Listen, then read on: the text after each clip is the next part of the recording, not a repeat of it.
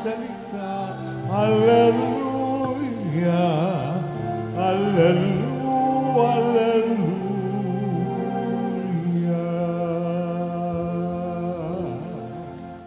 Sumainyo ang Panginoon. At sumaiyo rin. Ang mabuting balita ng Panginoon ayon kay San Lucas. Papuri sa iyo, Panginoon. Noong panahong iyon, ang Panginoon ay humiram pa ng 72.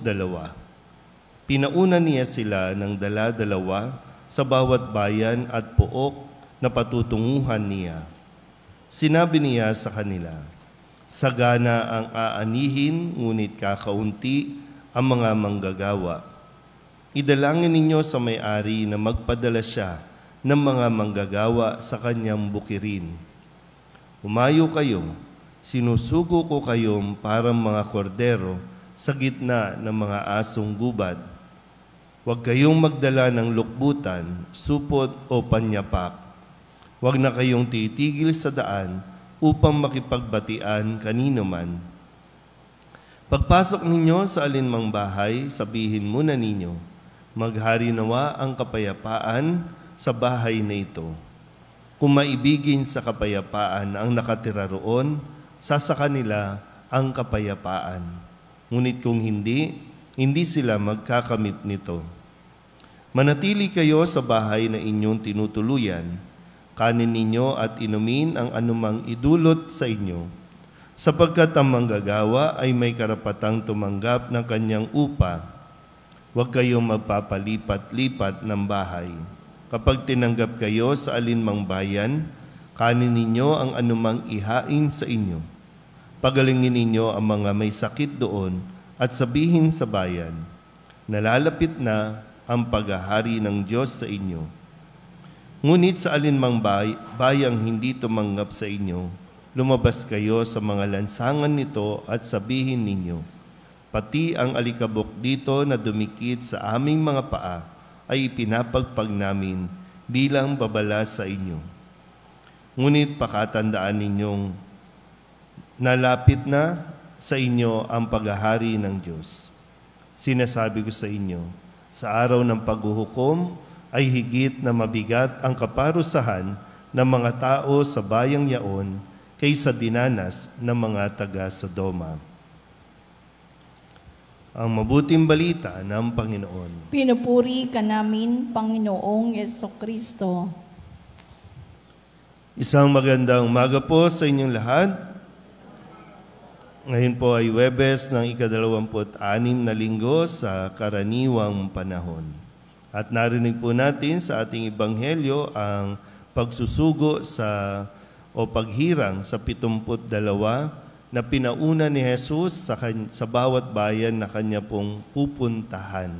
At malinaw na ibinigay ni Jesus ang mga panuntunan, instructions, mga regulations para mas maging matagumpay at maayos ang kanila pong pagmimisyon sa kanilang pupuntahan.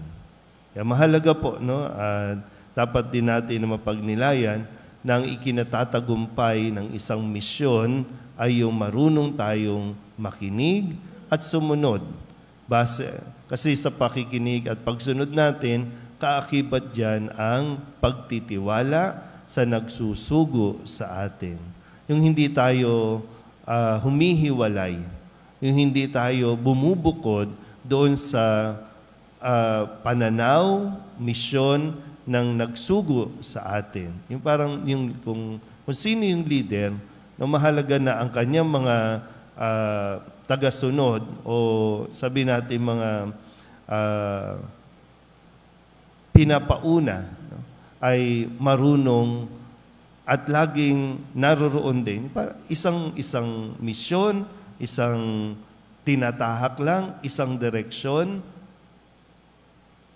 Ang nagiging problema natin, kapag binigyan tayo ng instructions, kapag lumabas na tayo, gusto nating gawin ito ayon sa sarili nating paraan. Kasi ginajumble natin yung instructions dapat yung una muna, gagawin natin yung ika-10 na. kaya nagiging magulo tuloy yung ating mga ginagawa at ang resulta, nagkakanya-kanya tuloy tayo. Paano natin ipapahayag ang mabuting balita, ang paghahari ng Diyos, kung tayo mismo ay hindi nagkakaisa? Kung tayo mismo ay hindi marunong sumunod. Kasi ipapahayag mo ang paghahari ng Diyos, pero ikaw mismo ay hindi marunong sumunod. Kaya nilinaw ni Jesus ang mga bagay na ito sa kanyang mga alagad at nawa mapagnilayan pa rin natin. No? Sa ngayon ba, nasaan tayo sa ating pong pagtitiwala sa Diyos? Kasi pag yung takot, yung nauna o namayani sa atin, mabilis talaga nating baliwalain ang mga panuntunan o mga utos na binibigay sa atin ng Diyos. At kanino tayo magtitiwala? Sa sarili nating lakas. At kapag meron tayong nagawang maganda o sabihin natin kung meron tayong achievement, kanino ito ibinibigay? Sa sarili natin. At nawawala sa picture ang Diyos na siyang dahilan ng atin pong mga ginagawa. Kaya patuloy natin ang pagnilayan ang ating pong ebanghelyo sa araw na ito. Amen.